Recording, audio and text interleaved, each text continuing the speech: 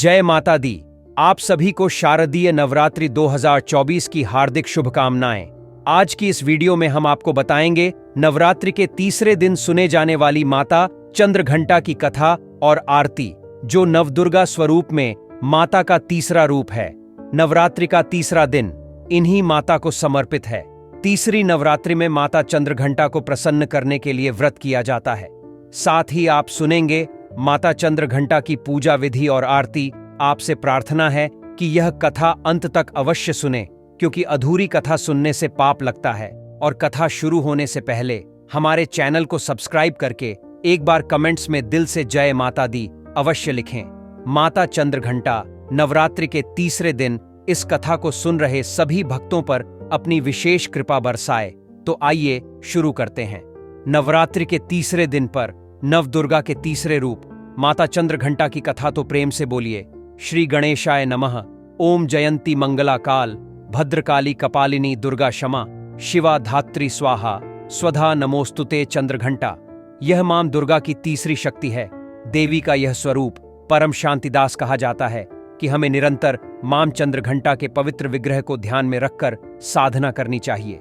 मां चंद्रघंटा का ध्यान और पूजा हमारे इस लोक और परलोक दोनों के लिए कल्याणकारी और सद्गति देने वाला है। मां चंद्रघंटा देवी के मस्तक पर घंटे के आकार का आधा चंद्र है, इसलिए इन माता के स्वरूप को चंद्रघंटा कहा गया है। इनके शरीर का रंग सोने के समान तेज और चमकीला है।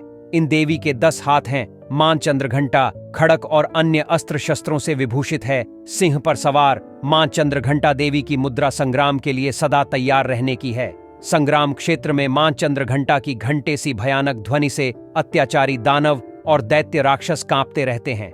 मां चंद्रघंटा की कृपा से भक्त को अलौकिक वस्तुओं के दर्शन होते हैं, दिव्य सुगंधि का अनुभव होता है और कई तरह की ध्वनियां भी सुनाई देने लगती हैं। इन क्षणों में ऐसे भक्तों को बहुत ही सावधान रहना चाहिए। मां चंद्रघंटा की आराधना से भक्तों में वीरता, निर्भयता के साथ सौम्यता और विनम्रता का विकास होता है। इसीलिए हमें चाहिए कि मन वचन कर्म के साथ विधि विधान के अनुसार पारिशुद्ध पवित्र मन से नवरात्रि के तीसरे दिन मां चंद्रघंटा के शरणागत होकर उनकी उपासना आराधना करें। इससे सारे कष्टों से मुक्त होकर परम पद के अधिकारी बन सकते हैं। इतनी कल्याणकारी हैं देवी चंद्रघंटा मां। चंद्रघंटा की कथा के अनुसार एक बार स्वर्ग पर राक्षसों का उपद्रव बढ़ने पर दुर्गा मैया ने चंद्रघंटा माता का रूप धारण किया था। महिषासुर नामक दैत्य ने सभी देवताओं को परेशान कर रखा था। महिषासुर देवराज इंद्र का सिंहासन प्राप्त करना चाहता था। वो स्वर्गलोक पर राज करने की इच्छा पूरी करने के लिए ही देवताओं से लगातार संग्राम कर रहा था। जब देवताओं को महिषासुर के इस देवराज इंद्र बनने की भयंकर इच्छा के बारे में पता चला तो वह सब परेशान हो गए। जब वह महिषासुर के कहर को सहन नहीं कर पाए और सारे देवताओं ने महिषासुर की शक्ति के आगे घुटने टेक दिए, तो सभी देवता भगवान ब्रह्मा, विष्णु और महेश यानी भगवान भोलेनाथ के पास जा पहुंचे। सभी देवताओं ने खुद पर आई इस विपदा का वर्णन त्रिदेव से किया और उनसे रक्षा की मदद मांगी। देवताओं की यह प्रार्थना और असुरों का अत्याचार देखकर त्रिदेव को भी बहुत क्रोध आया। तब त्रिदेव यानी ब्रह्मा जी, श्री हरि विष्णु जी और शिव शंकर भगवान के क्रोध से एक ऊर्जा निकली। इसी ऊर्जा से माता चंद्रघंटा देवी अवतरित हुई। माता चंद्रघंटा के अवतरित होने पर सभी देवताओं ने माता चंद्रघंटा को उपहार दिए। माता चंद्रघंटा को भगवान शिव ने अपना त्रिशूल दिया। श्री हरि विष्णु जी ने चंद्रघंटा देवी को अपना सुदर्शन चक्र दिया। सूर्यदेव ने मां चंद्रघंटा को अपना तेज तलवार सिंह प्रदान किया। इसके बाद स्वर्ग के राजा और देवताओं के मुखिया देवराज इंद्र ने अपना घंटा माता चंद्रघंटा को भेंट के रूप में दिया। इन सभी दिव्यास्त्र और अयुद्ध से सुशोभित मां चंद्रघंटा ने महिषासुर को संग्राम के लिए ललकारा। अपने सामने मां चंद्रघंटा का ऐसा विशाल रूप देखकर महिषासुर भय से कांप उठा। तब महिषासुर ने अपनी सेना को मां चंद्रघंटा पर आक्रमण करने को कहा। तब देवी ने असुरों के समूहों को क्षण भर में ही नष्ट कर दिया और अंत में महिषासुर को मारकर देवी चंद्रघंटा ने स्वर्गलोक और सभी देवताओं को रक्षा प्रदान की। इसके बाद देवी चंद्रघंटा देवताओं को अभय दान देते हुए अंतर्ध्यान हो गई। मां चंद्रघंटा को खीर बहुत पसंद है, इसलिए मां चंद्रघंटा को केसर या साबूत दाने की खीर का भोग लगाना अत्यंत शुभ होता है। पंचामृत का मिश्रण इन सभी 5 गुणों का प्रतीक है। पंचामृत में दूध, दही, घी, शहद और गंगा जल का मिश्रण होता है और यह भी मां चंद्र घंटा को अत्यंत प्रिय है।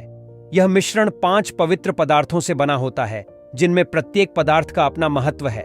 दूध को शुद्धता और पोषण का तत्व प्रतीक भी माना जाता है, इसलिए आप मां चंद्रघंटा को कच्चा दूध भी चढ़ा सकते हैं। देवी को दही भी अत्यंत प्रिय है, अतः आप दही को सादा या फलों के साथ मिलाकर भी मां चंद्रघंटा को उसका भोग लगा सकते हैं। मां चंद्रघंटा के नाम का अर्थ है वो जिनके पास घंटे के आकार का आधा चांद है। उनकी तीसरी आंख हमेशा खुली रहती है, जो बुराई के खिलाफ लड़ाई के लिए उनकी निरंतर तत्परता को दर्शाती है। मां चंद्रघंटा को चंद्रखंडा वृक वाहिनी और चंद्रिका के नाम से भी जाना जाता है। माना जाता है कि मां चंद्रघंटा अपने कृपा, वीरता और साहस से लोगों को पुरस्कृत करती हैं। उनकी कृपा से भक्तों के सभी पाप, संकट, शारीरिक कष्ट, मानसिक क्लेश और भूत प्रेत की बाधाएं भी समाप्त हो जाती हैं। शिव पुराण के अनुसार मां चंद्रघंटा भगवान शिव की शक्ति है, जो चंद्रशेखर के रूप में है। मां चंद्रघंटा से जुड़ी एक और कथा के अनुसार जब माता पार्वती ने भगवान शिव शंकर से विवाह किया तो पूरे ब्रह्मांड में ताड़कासुर नाम का एक असुर भयंकर कहर ढा रहा था। उसने जतुकासर नाम का एक राक्षस भी नियुक्त किया था। जतुकासर एक दुष्ट चमगादड़ राक्षस था। एक दिन जतुकासर और उसके असुरों ने कैलाश और मां पार्वती पर आक्रमण कर दिया। उस समय भगवान शिव गहन तपस्या कर रहे थे। वह अपनी तपस्या नहीं छोड़ सकते थे। जतुकासर ने अपनी चमगादड़ों की सेना के पंखों की सहायता से संपूर्ण आकाश को ढक लिया। एक एक करके सभी क्रूर और दुष्ट चमगादड़ों ने शिवगणों पर आक्रमण कर दिया। इससे मां पार्वती भयभीत हो गई। इन चमगादड़ों ने उत्पात मचा रखा था और कैलाश क्षेत्र को नष्ट करना शुरू कर दिया था। इससे मां पार्वती क्रोधित हुई। उन्होंने नंदी को सहायता के लिए बुलाया, लेकिन नंदी कहीं दिखाई नहीं दिए। तब भगवान शिव ने मां पार्वती को उनके आदिशक्ति रूप की याद दिलाई। तब मां पार्वती अंधेरे में बाहर आई। उन्हें मुश्किल से कुछ दिखाई दे रहा था। इस पर काबू पाने के लिए उन्हें चांद की रोशनी की जरूरत थी। तब मां पार्वती ने चंद्रदेव से मदद मांगी और उन्होंने संग्राम के मैदान को रोशन करके मां पार्वती का साथ दिया। पार्वती जी ने पूरे संग्राम के दौरान चंद्रदेव को अर्धचंद्र के रूप में अपने सिर पर पहना था। पार्वती मां को मंदिरनी में चमगादड़ों से लड़ने में सक्षम साथियों की आवश्यकता थी। तब भेड़ियों का एक विशाल झुंड मां पार्वती की सहायता के लिए आया। भेड़ियों ने चमगादड़ों पर हमला कर दिया और मां पार्वती ने जातुकासुर से संग्राम किया। एक लंबी संग्राम की अवधि के बाद पार्वती जी को पता चला कि शैतान जतुकासुर आकाश में उड़ रहे चमगादड़ों से शक्ति प्राप्त करके सक्रिय होता है। इसलिए पार्वती जी संग्राम के मैदान में एक घंटा लेकर आई और इसे जोर से बजाया तो चमगादड़ों उड़ गए। तब भेड़ियों में से एक ने जातुकासुर पर छलांग लगा दी। वो जमीन पर गिरने लगा। तब एक हाथ में कटार और दूसरे हाथ में घंटा माथे पर चंद्रमा और भेड़िए पर बैठी पार्वती माता के इस भयावह पर कल्याणकारी रूप को ब्रह्मदेव ने चंद्रघंटा देवी का नाम दिया। बाद में भगवान शिव शंकर ने मां पार्वती से कहा कि यह लीला किसी भी व्यक्ति को उसके जीवन की किसी भी चुनौती और बाधाओं के डर को दूर करने का साहस प्रदान करेगी। नवरात्रि के तीसरे दिन या देवी सर्वभूतेषु मां चंद्रघंटा रूपेण संस्थिता नमस्तस्यै नमस्तस्यै नमस्तस्यै नमो नमः। ओम देवी चंद्रघंटा नमः, ह्रीं श्री अंबिका नमः। इन मंत्रों से मां चंद्रघंटा की पूजा आपको अवश्य करनी चाहिए। आइए अब सुनते हैं माता चंद्रघंटा की आरती, जिसे सुने बिना माता चंद्रघंटा की व्रत कथा पूरी नहीं मानी जाती।